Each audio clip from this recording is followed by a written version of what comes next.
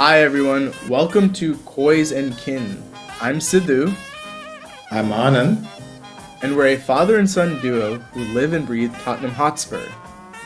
We will dive into all things Spurs in their 2025 Champions League run. The matches, the players, the highs. And the lows. So whether you're here for analysis, banter, or just to share the Spurs passion, Come on, you on Spurs. Spurs. Okay, so today was the first day of the Champions League. It was Tottenham playing against Villarreal at Tottenham Stadium on Tuesday, September 16th. Um, it ended 1-0 to Tottenham off an own goal by the keeper from Villarreal.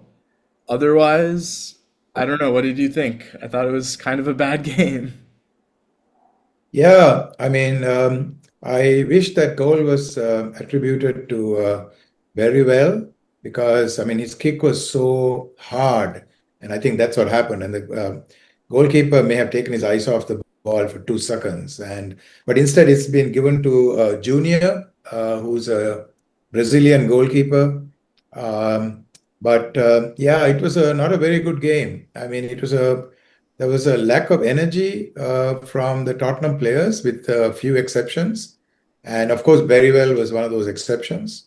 Yeah, I thought Uh, that the passing was really bad throughout the match. I think that even Romero obviously had the really good assist over the weekend, but against West Ham where Lucas Bergvall scored the goal, but today I feel like there were a couple of times where he was just passing kind of blindly into midfield and no one was there to get the ball and it kept going back to whoever their center midfielder was a couple of yeah, times. but I don't blame Romero, because there was very little movement. None of the midfield players, especially Sa and Bentoncourt, they simply were not moving, and they had wanted very well to play in a very advanced position. In fact, frequently he was even more advanced than Richarlison, actually. Yeah, So I think Romero passed the ball on the assumption that someone should be there. Bentancur would run into the space, Yeah, and Bentancur was just walking around. he didn't really do a yeah. good I at mean, all. Bentancur, I think he has one of the tough positions in a game like this where he's playing almost at that six because he doesn't know he doesn't know how to be more defensive at the same time as needing to add to the attack, you know. I think that Yeah, that's last true. year, I also got the feeling that Frank had asked Saar to help Simmons out, yeah, because Saar was a lot on the left side, yeah, and they basically figured out. Villarreal figured it out, and they doubled Kudos whenever he got the ball. So when Kudos got the ball, he had nowhere to go, and I think they learned from the game that he had against Bournemouth. And if you double up Kudos, it's very difficult for him to get around players. If you put him one on one, can beat most players, right? yeah.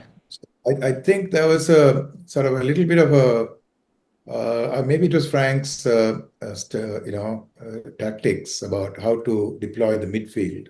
I Uh, mean, I still don't know why Simmons is being played as a left winger because I that's not his main position. And I get that he wanted to, you have to kind of give Bergval and Sauer a bit more credit and let them kind of play these big matches because they know how to play those big matches. But then if you want to put Simmons as well, you kind of have to put him on the left wing. But I feel like right now Simmons feels like the most lost in the system, but you're trying to use him, but he seems like he's just not as strong on the left wing as it seems like he should be on the like attacking this midfield. is true, but I remember seeing Simmons when he was playing.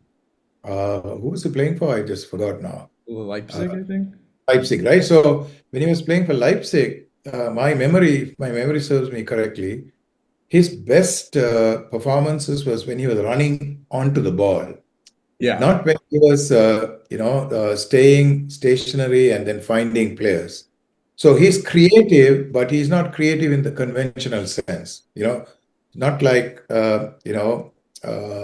some Madison or somebody who Right. can kind of stay stationary and kind of find a way to thread through two or three players. So in that sense, he could be a winger. I mean, he could be a winger, but the game was not dynamic, right? So there was no way for Simmons to run into balls and pass the ball. He had to always be Yeah. receiving the ball in a stationary position and But then as you trying to get around it. So that's Kudus's uh, strength, where he can receive a ball and then can, dribble around players. Simmons's strength is he runs into balls and then he moves it around. But I think that, I So mean, anyway, obviously that's harder when you're a left winger, right? Because then you have to run onto the ball and do something creative with it and cut it inside. So that is Kudus's game. Simmons' game, as you said, he can do that in the midfield. I think the other thing is Leipzig played this really weird, like it was like a 4-2-2-2 system where yeah, actually the two midfielders, he was playing next to Danny Olmo at the time. So Danny right, Olmo was the more creative of the two, and then he right. would be the one to kind of connect the balls moving forward. And then, as you said, Simmons could kind of run onto it and kick from afar. When Simmons almost, in the first couple of minutes, he had that one shot that went over the bar, but that is in my mind when I see Simmons highlights, like he scores goals like that all the time, where it's kind of outside of the box, slicing on top, and he kind of like drifts it into the corner. So it's a shame that that didn't go in because I feel like if that went in, that would have boosted his at least confidence. Well, as well, yeah. Yeah, So that was one thing. The other thing also, I don't know, somehow, there was a lethargy in the team. They were not moving things very quickly. And in fact, at some level, the fact that they got a goal in 4 minutes kind of, worked against them yeah, because then, I get the feeling that Frank emphasizes, both defense and offense and midfield. Whenever he speaks, that's what he says. There are three phases to the game, and we need control in all three phases. yeah, So once we got that goal in 4 minutes, I got the feeling that the players are like, okay, now we have taken care of our offense part. So now yeah, let's make sure that we take care of our defense part. And so they were walking the ball up a lot. They were walking the ball up a lot. yeah. I think, I mean, also, I think Spence had kind of a bad game today as well. I think Yeah, Pepe was the one player that always seemed dangerous for Villarreal. right. And that there's that one time in right after the goal where the ball's coming and he thought he could just get to it. Like I don't know what he was thinking. He just didn't look over his shoulder or something. And No, so that was Pepe's big weakness. The reason Arsenal got rid of Pepe is that they paid a lot of money to get him, and then he simply couldn't finish. yeah, He was right. a bad finisher, right? And so, he apparently played really well for Villarreal last season, Yeah, but somehow he couldn't finish. There was one easy goal he could have got, yeah, right, easy, right? right. I mean, Vicario was out of position.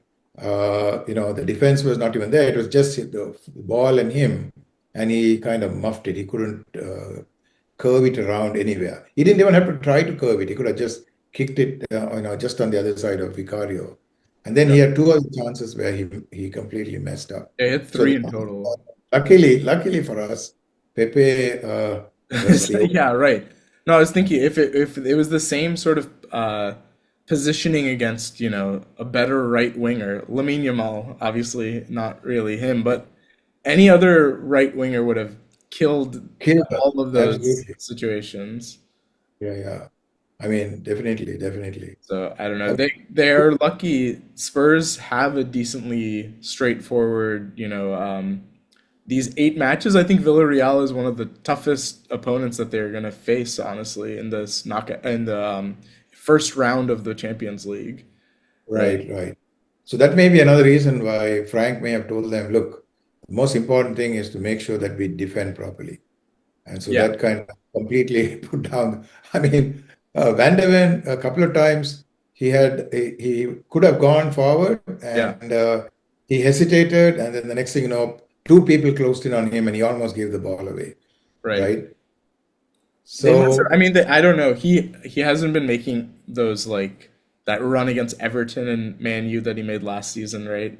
He hasn't made right, them once this season yet, and he's had you can see the space open up in front of him because they're backing off and backing off and backing off, and then you know a previous version of him might have run for it, but now it seems like he's a bit more hesitant. right. Of course, the other thing is, I thought, I mean, I always underestimate Poro. Yeah, Okay, I'm continuously thinking, he's not tall enough. He's going to get messed up by fast wingers, but he always seems to come through, actually. yeah, I mean, two or three places where, he was very tenacious and he managed to, really save the day by, stopping a flow of Villarreal's play. yeah, And I thought once he should have gone for the goal yeah. rather than try to, Cross it or something. cross it. Yeah. And, but nevertheless, I thought he played pretty well. Yeah, I thought he played. I mean, if I were a coach and we know that Jet Spence should be on the right wing or the, right back, um, I don't know how I could drop Poro, you Yeah, know. I think that's the big issue, right? Because you want to even, for rotation's sake, you should probably drop him at some Yeah, point and put Spence on the exactly. other side. Exactly. So But I think maybe once Frank gets his feet on the ground, he might start taking a little bit more of a risk by, rotating Poro with, sort of what they call in baseball platooning Poro and Jet Spence. mhm. I wish they got Hincapié because Hincapié was available. Yeah, right. They should have made a big because then he and Udogi could have easily, platooned on the left wing, left back. So, anything else you want to say about the game today? From Um, I guess what did we think about Richarlison and Kolo Muani? Kolo Muani, oh my God, I thought he was going to get a red card. I thought he was gonna get a red card too. I thought you were going to because, and also Simmons, I thought was going to get a red card. There were Simmons two tackles. probably should have gotten the second yellow card, At least honestly. twice, Yeah, He got the first yellow card was a little. I thought the first yellow card was quite a bad yellow card because he really did nothing and he got a yellow card. yeah, But the next two ones where he did not get a yellow card were really bad tackles. I yeah, think he yeah, was getting frustrated more and more as the game went on because he knows that there's a lot of expectation on him yeah. and he simply hasn't delivered. But how can he deliver in two games? Not possible. Right. Oh, I think Frank needs to calm him down and say, "Don't worry, you'll get there. Just relax. Because yeah, I thought he was going to get two red cards. But this referee, I thought, was really too quick to pull out yellow cards and to give fouls. Way too quick. Yeah. So, so what else? I wish this would have been a better game. It was a slightly. It's a bad first game for us Yeah. to review. Oh, but the only thing is, the fact that they won even 1-0 is better than last Oh, season when we lose 1-0 yeah. regularly. Another thing for 5 games, 4 clean sheets, only 1 goal conceded right now against Bournemouth, right?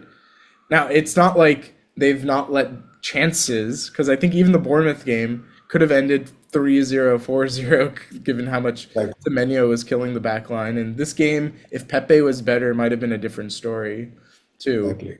But, it's good to see.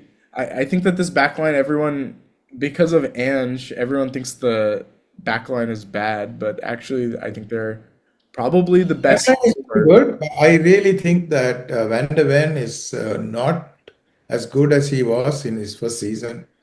I think Mm, somehow there's something that he needs some coaching up because maybe in the first season when we relied a lot on his pace, he kind of felt pumped up and really good, and so he was able to do a bunch of things.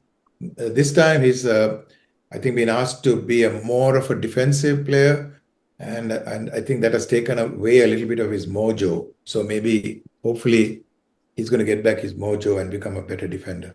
Although he had two or three very, very good encounters, while the game I was mean, I going think on. that's the thing. He always almost, I mean, he still is over Romero. I think he has the last ditch tackles that, Really. he makes. And I think that in my mind, he had one of them today that I think saved them from a Yeah, yeah, absolutely. right?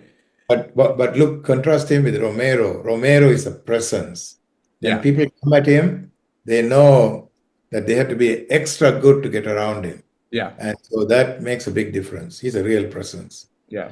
All right. Anyway, good day though. We won the game, 1-0, and hopefully that's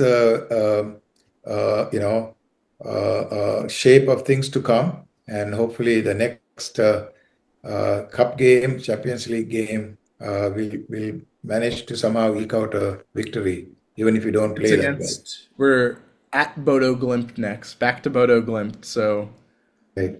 hopefully that's goes the same way as last time. Though even that was kind of a bad game, if you remember. Yeah, They yeah. ended But up Bodo, scoring 3-0 by the end, but I feel like it took a long time to break Bodo Glimt down. but Bodo Glimt is not as good as Villarreal, so they have Yeah. to win. They have to. Yeah. All right.